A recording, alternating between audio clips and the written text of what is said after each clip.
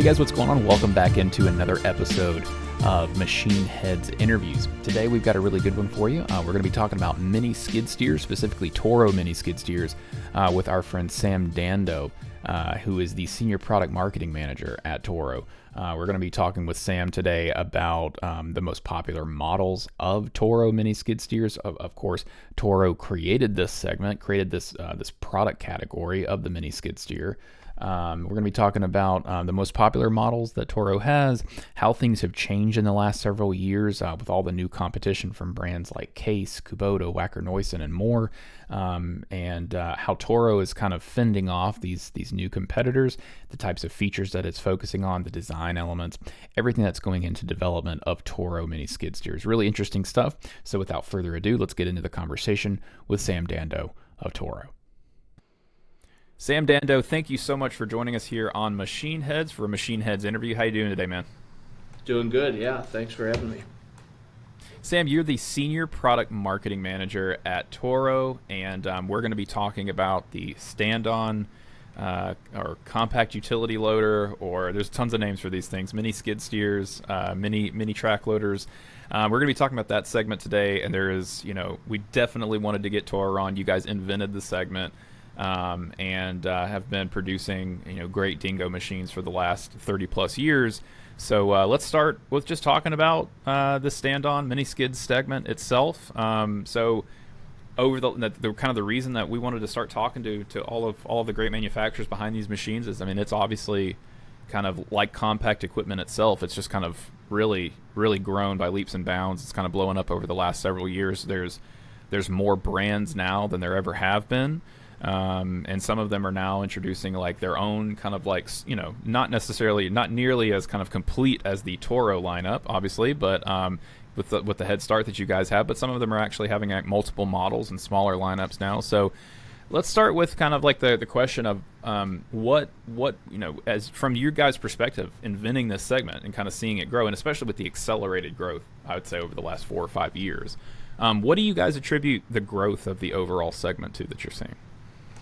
Yeah, no, that's a good question, and that's something we watch really closely, and it's something we recognized years ago. Toro, we invented the category back in the 90s, and we came out with the first dingo. But, we recognized that there was people that had work in their yards, landscapers, and they largely were doing it by hand, wheelbarrows, shovels, things like that, and in areas that were not accessible by the big skid steers and things like that. So there's really not a solution to that problem until we invented essentially the dingo. And it's that same recipe to this day that's driving that growth. But what we've seen over the past several years is we've been making machines far more capable, more powerful, higher lift capacities, and so they're actually growing beyond what the initial job they were doing, and they can do a lot of things that you traditionally needed a larger full-size skid steer for. So that's been the big part of the growth. The other thing, just from a kind of a macroeconomic thing with COVID and a lot of people staying home more, is they're doing more things outdoors. They're adding a patio or adding a fire pit in their backyard or swimming pool, and so those types of jobs are driving more of the contractors doing this type of work, and of course they need more of this equipment. So yeah, it's really absolutely. Really exciting times. This is kind of like a two-pronged question, but from your standpoint, when you think about the design aspects or like the kind of the features, the things that some of which you were just talking about there, just kind of the approachability of these machines, how light they are, how easy to operate they are, where everybody from a homeowner to a contractor can see the utility of one of these machines and how easy it is to operate. But what are the kind of the key design aspects of these machines for a modern mini skid? So thinking over the years how the dingo lineup has evolved and matured and gotten better and better, to Toro, what are the kind of like the key design aspects that a modern version of one of these machines absolutely has to have to kind of meet what customers are expecting today? Yeah, that's what we do, and we're very intentionally. Again, we've been doing this for years and years, and so we we understand what's really important to our customers. We have a wide range of customers, from homeowners that rent to contractors that own, and the first thing is durability. So they, although they're small, they are designed like a larger excavator or some of the full-size skid steers you might see. So from the hydraulic pumps, the wheel motors, diesel engines, the cylinders, things like that. We make sure they are commercial grade types of products. They're they take a beating. They're very powerful machines, even though they're small. The other piece of it is we sell a lot in rental, and because they are very easy to use, and as everybody knows, rental equipment, it's one of the toughest areas to have machines. So they're definitely durability is number one, but number two is same reasons, the rental part of it, and in a wide range of customers, they have to be easy to operate, and that's very intentional. We've spent years fine-tuning our controls. Our traction control is patented. It's really easy. It's really intuitive. It's light. It's so that you can take a residential homeowner that rents one, and they can learn how to run it in just a matter of minutes, and that's very important for this type of equipment. Yeah, absolutely. Do you think with the acceleration of the kind of the growth in the segment, and I think too, like, obviously you guys with kind of like as much of your overall business is in service to kind of like landscapers and hardscapers, groundskeepers and stuff like that. You've seen kind of more of the construction specific, and you guys even within Toro have Ditch Witch, which kind of gave you guys more of like in this segment anyway, a more construction, maybe even oriented machine, or at least opened the larger company as a whole up to a more construction or utility focused segment, as opposed to the landscaping and hardscaping. But do you think that those design priorities, because of the increased use in construction, have changed over these last several years? Or kind of the nature of those kind of needs and demands have changed in this segment, or are they pretty much what they've always been? Yeah, I think they're pretty similar to what they've always been, and we pride ourselves on that, being building a durable machine. And again, there's been, like I say, increased growth in rental, which drives again that durability. But yeah, we do have a full line though, so we vary more on the capacities and capabilities of the machine versus different levels of durability. We don't have a light duty or a heavy duty model so much, but we have our smaller, what we call our classic line, the smaller dingo 427s and 525s, and those lend themselves a little bit more to the rental side because they're even easier to run. The construction contractor is going to be more in the middle with our new TX1000 Turbo. The tree care companies are leaning a little bit more towards our larger 1300 and 2000 models. So those different types of customers are using different size machines versus a certain, build quality, which we really don't change that based on the size.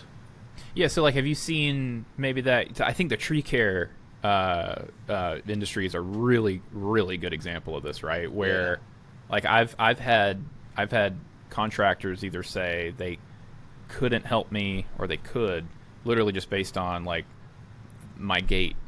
So like they couldn't get like, oh, all we have is like, we have a skid steer and we can't get it back there.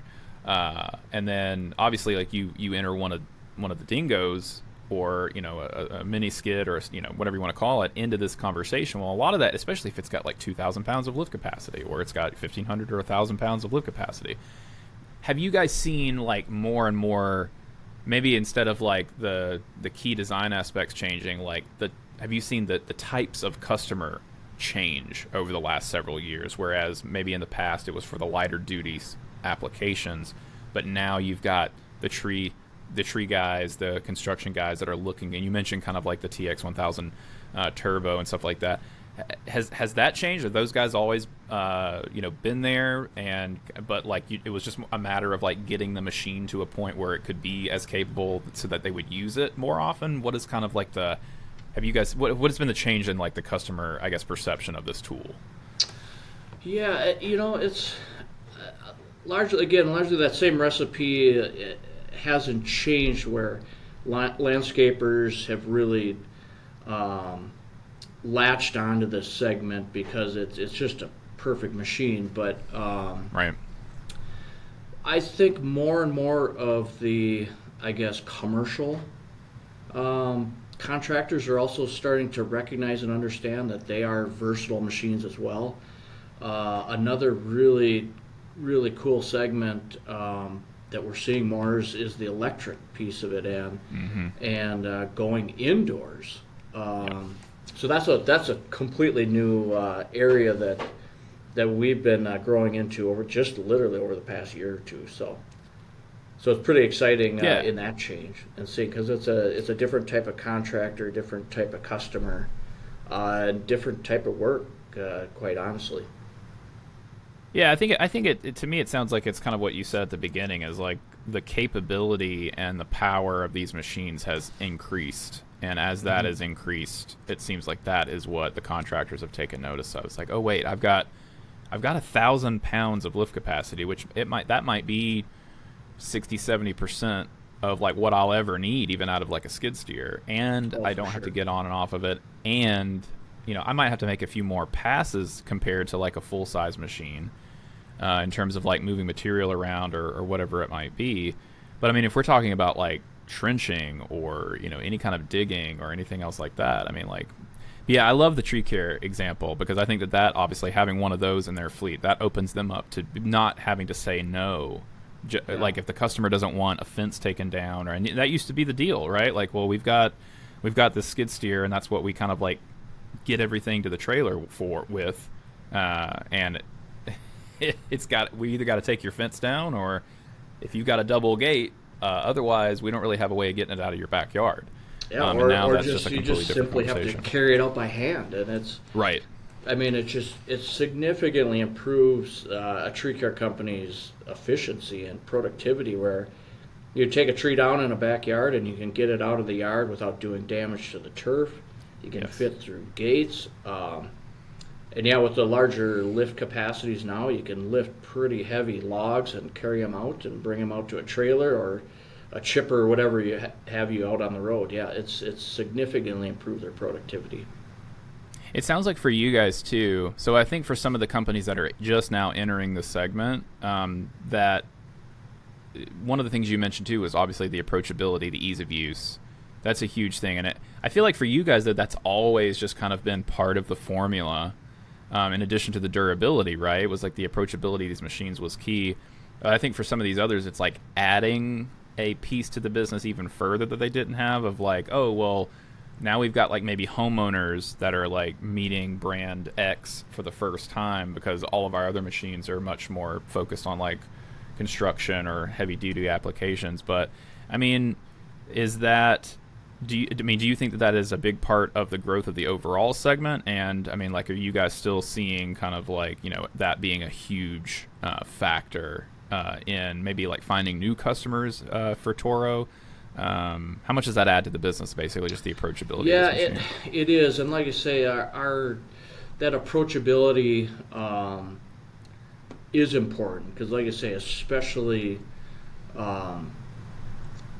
as you're getting into, I'll give you an example. We're, Toro's very big, of course, in golf courses, and with our turf side, our commercial business, we just recently had in a number of turf care professionals from parks,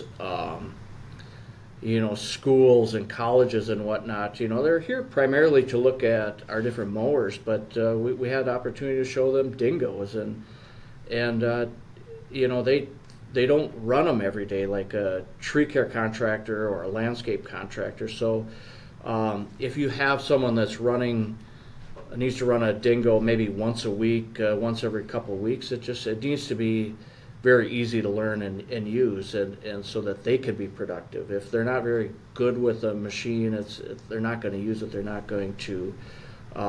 It's not going to be much help to them. So again, to expand into those other commercial areas, it just has to be easy to run. Yeah, absolutely. I mean, that's what I'm saying. Is like it just. I think that the mix that you guys established all those years ago is really kind of like key to everybody being successful with this machine, and it remains so. It's just really interesting segment for sure. Kind of a good segue. You guys obviously created the category. You've got a big lineup of dingoes between the classics and something newer like the turbo, the TX 1000.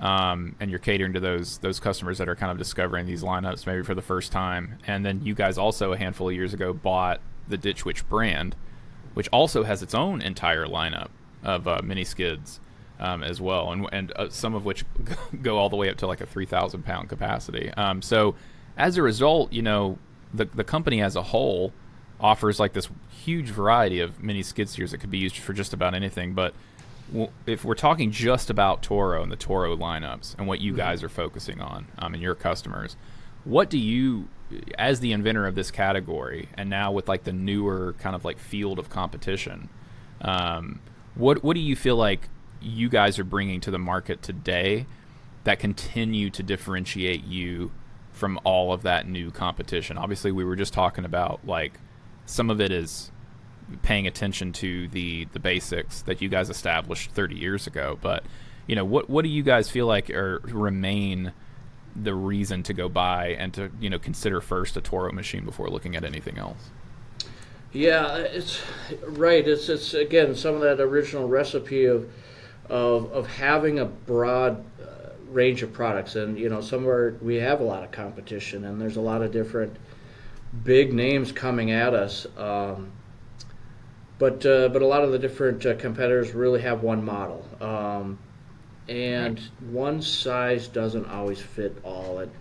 And so we really pride ourselves on, from a tree care to a landscaper to a rental company, to a hardscaper, we can really get them into a machine that really fits really well with them and the work that they are going to do. So we pride ourselves on that, having that wide range of products. Again, we're the widest range of any manufacturer. The second thing we've talked a lot about today is just that approachability and our controls, and they're easy to run.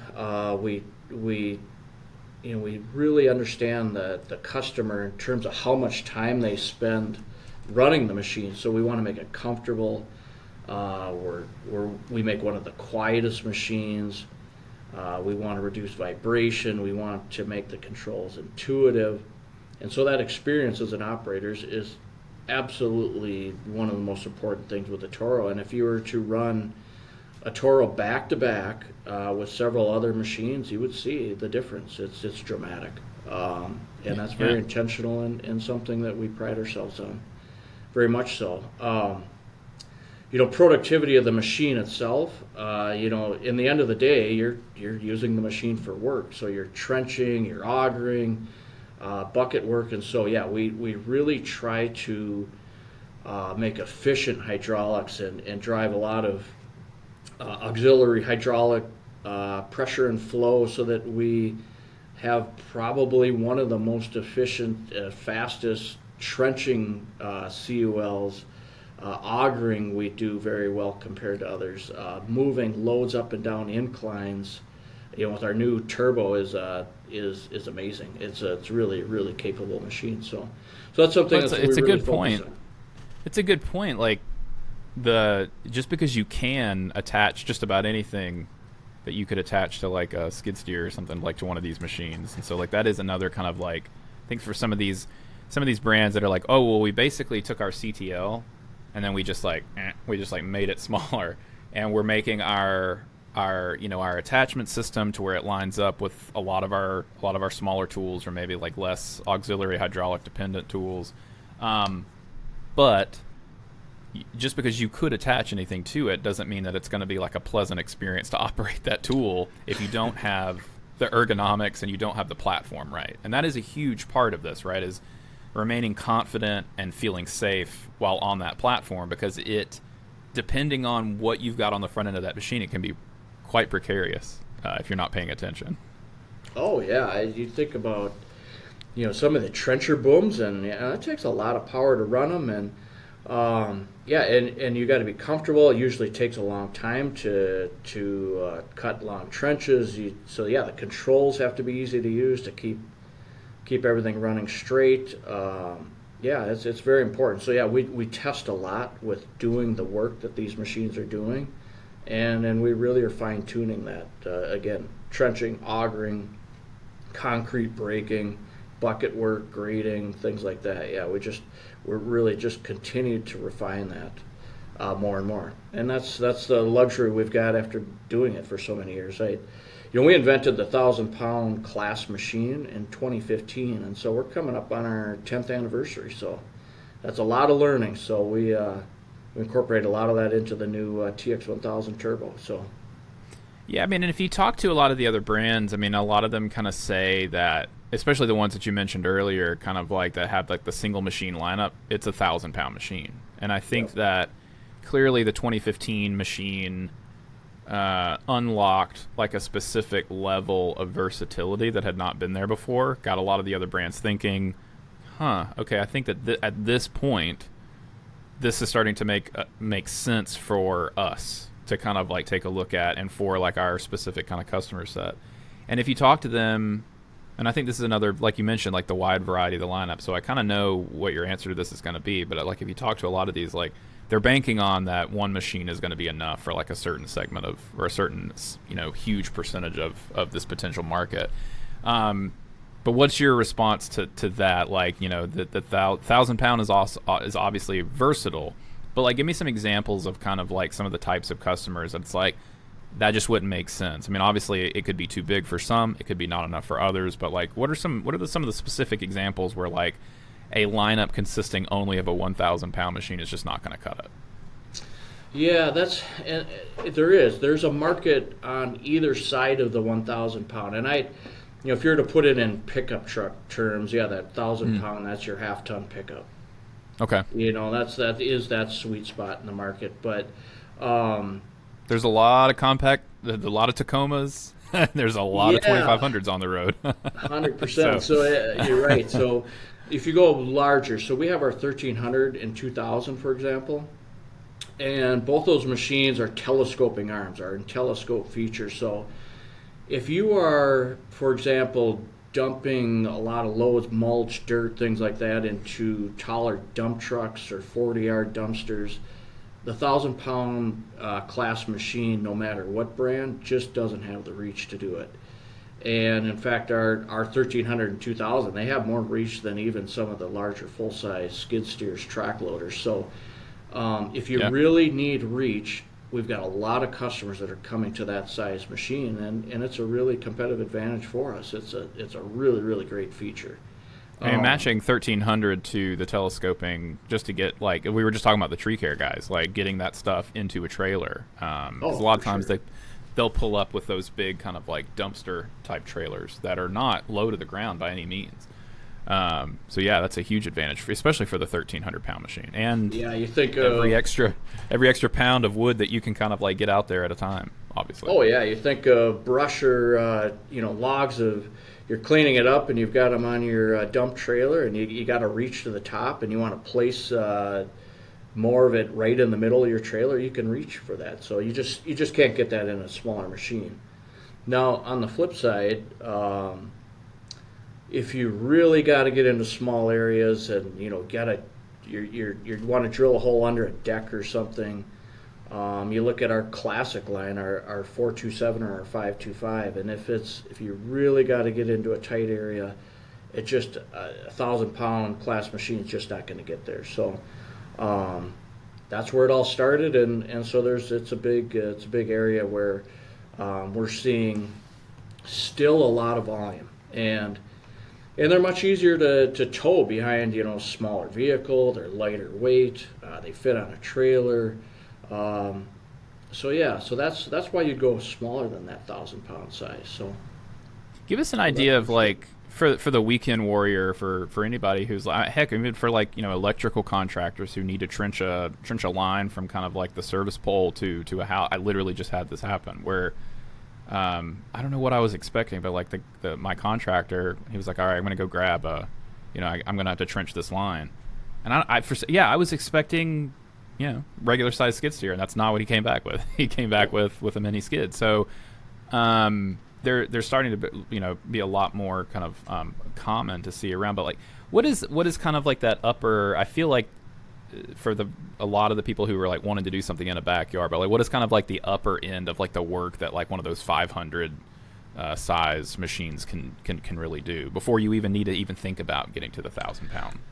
Well, it's you look at our 525. It's a diesel. It's a 25 horse diesel engine. It's an amazing trenching machine. It's the big thing with it is um, if you need to move heavier materials, that's probably where it's where you need to go to a bigger machine. So it's rated in that 500 pound lift capacity. So let's just say you want to move retaining wall blocks or move a pallet of concrete or something like that. Then you're going to need a bigger machine. But for doing light bucket work, augering, trenching, that 525 is pretty tough to beat. Yeah, yeah. I mean, just for the size and the capability alone, and it sure beats doing it with a shovel. Yeah, So, oh gosh, yeah, absolutely.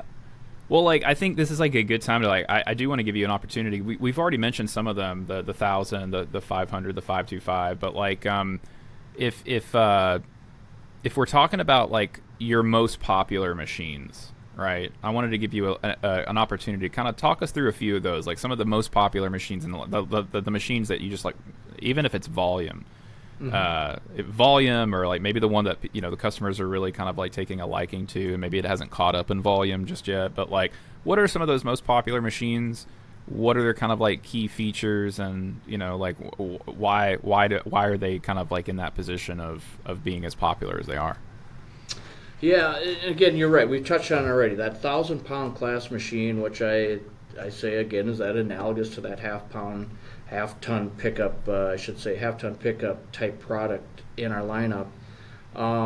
It is the best of both worlds. So it's got the power and the capacity to do the bigger jobs. It's small enough to do the smaller things. So, which is why you see virtually all of our competitors are honing in on that size. So that is very much our most popular model. So we invented the TX1000 in 2015, and so we invented that class of a machine, and that's where we saw most of the market gravitating to that size. And so we've had a lot of success over the past 10 years, but we just recently, in the last few months, we launched our next generation 1,000 pound machine in the TX1000 Turbo. And so we address several of the things that we've learned over the years. And first of all is engine. So we now have a Yanmar turbo engine, significantly more torque. So it's still a 25 horsepower rated engine, but we now have 62 foot-pounds of torque versus, one of our bigger competitors has 40 foot-pounds of torque. So that is a significant difference, and that's why you see our 1000 Turbo. It's an amazing trenching, augering, material handling machine, because it's just got a ton of power to do the work that we need it to do. It's a vertical lift machine. If you're familiar with vertical lift versus radial, it's in a small machine. That vertical lift holds that load close to the machine when it's lower. So when you're moving heavy pallets of material, it's very stable. But when you're at full hinge pin height, full dump height, you still have a lot more reach. That's the benefit of a vertical lift machine. So if you're coming up to your pickup truck and you want to dump a load of dirt in the middle of the bed and not on the side of the bed, that's where vertical lift, Yeah. that's the advantage it gives you. And so we've got that on the 1000 Turbo. Again, we've talked a lot about controls, and of course we put our patented controls, and so it's easy to use. Um, the other thing with our machines, they do a lot of grading, moving materials, and so we dramatically improved our sight lines. So from the operator standpoint, as you're looking at the bucket or looking at a trencher, you can see the work that you're doing much, much better. So I spent a lot of time refining that, and I got to hand it to the engineers. They really did a nice job with that part of it too.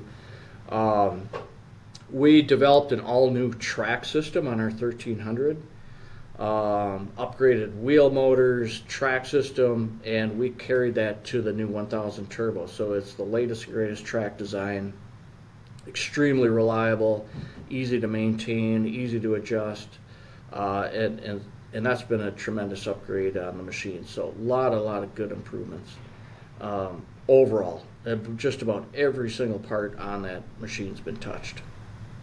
So are those kind of those two machines? Are those? Would you say that those are kind of like those are the kind of the dominating machines in your lineup between the new 1000 and the 1300? Yeah, I would say so. The 1000 is of course the is that volume leader. 1300 is very that's been growing a lot because it fills that, as you know, as we mentioned earlier about the reach.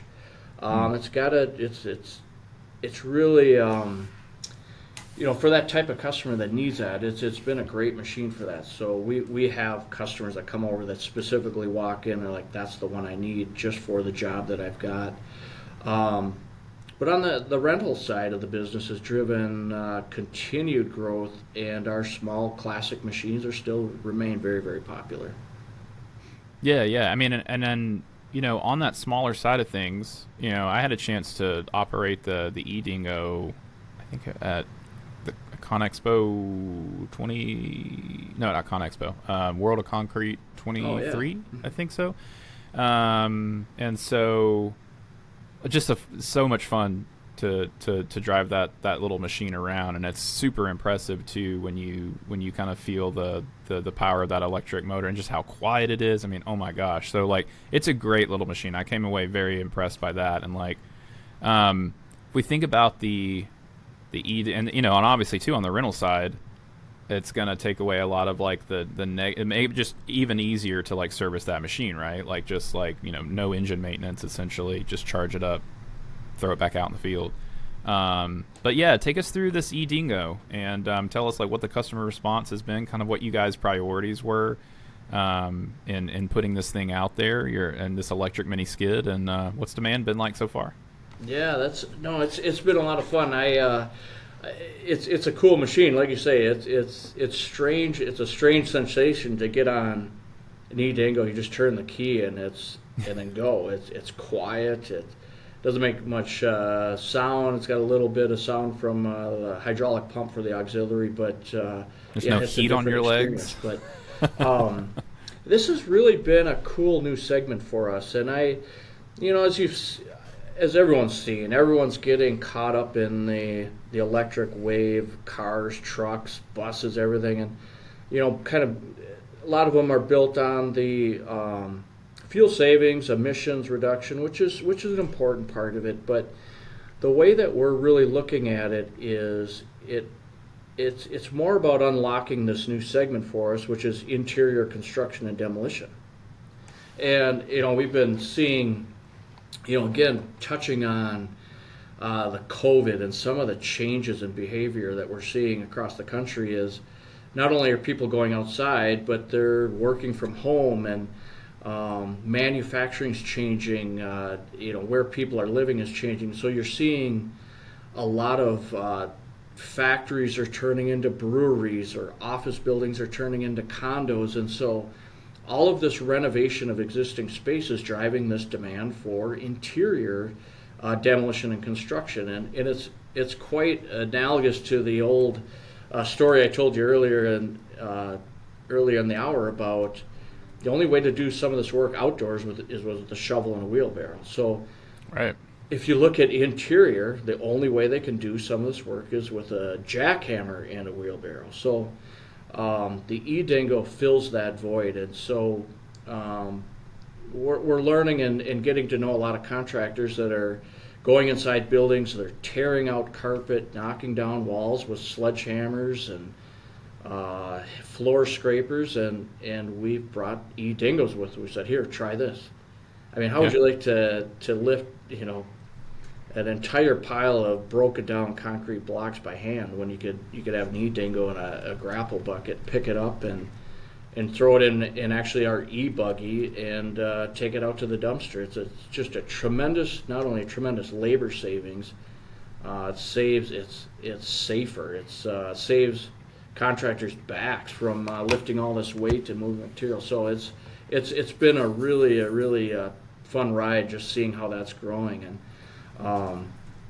so yeah, we're getting our machines more into rentals in some of the more professional construction type of rental companies, and where they're getting these dingoes out to these types of contractors, and it's really taken off. In fact, we our first several manufacturing runs of them are completely sold out of them. So it's been exciting. Wow. So Yeah, that's awesome. yeah. Well, Sam, that's pretty much all that I had. Yeah. Thank you so much for taking us through just kind of like the variety, and I think too, like talking to you guys and getting the perspective on the like what you guys are thinking of, like how the segment has kind of changed and shifted and all of that good stuff is just super interesting to me, and I know super helpful to anybody who's out there kind of like trying to process going from a few manufacturers of these machines to just like it seems like everybody's trying to jump in the game now, where it makes sense, and so yeah, just kind of we always love kind of giving people things to kind of think about in terms of whenever they're thinking about their next machine and their priorities and everything. So thank you so much for taking the time to take us through all these. Before we go, I did want to give you the last word. Is there anything else you wanted to add, or what should people do if they're interested in taking a look at one of these machines, or like what a good starting point would be in looking at one of these machines? I appreciate that. I've enjoyed it. It's fun talking about it, and yeah, we take a lot of pride in it. But yeah, I check out Toro. I mean, we've got a great team here. Our engineers, our manufacturing team that builds them in Wisconsin. We take a lot of pride in the machines, and I think if you are listening right now and interested, go to a Toro dealer and check one out.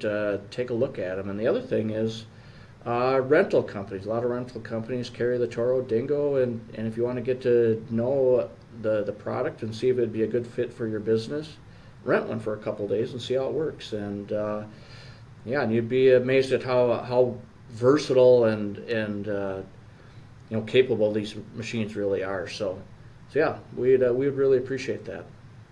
Awesome. Sam, thank you so much again for joining us here on Machine Heads, man. Hope to do this again very soon. Have a good rest of your day, pal. Sounds good. Thank you very much. All right, guys, that's going to wrap it up for this conversation on Machine Heads interviews. Thank you guys so much for watching. Thank you so much again to our guests for joining us today for this great conversation on mini skid steers. Look, if you like this video, found it interesting in any kind of way, or if it's helping you make your next buying purchase, do us a favor and hit that like button below. It helps us bring you more content like this. Do us another favor, subscribe to the Compact Equipment YouTube channel here on YouTube, or head over to YouTube if you're watching this on our website. And if you're not on our website, be sure to check out compactequip.com, where you can find a lot more coverage just like this of the compact equipment industry. Thank you guys so much for watching. We'll see you in the next one.